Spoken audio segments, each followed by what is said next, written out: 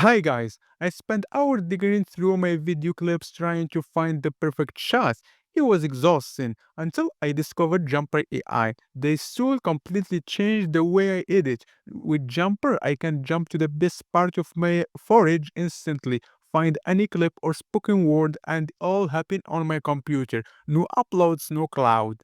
Here what I love about Jumper. Visual search. I type keyword and instantly find matching clips. Speech search needs specific words or phrases. Jumper finds it in seconds. Find similar. Want more shot like one you like? Jumper shows them. Add timeline. One click and it's in my project so fast. I use it with Adobe Premiere Pro, Final Cut Pro, DaVinci Resolve, and Avid Media Composer. It also has standalone apps so I can organize storage before even starting projects. Everything happens locally on my computer, super fast, private, and secure. I don't have to upload anything or worry about cloud storage.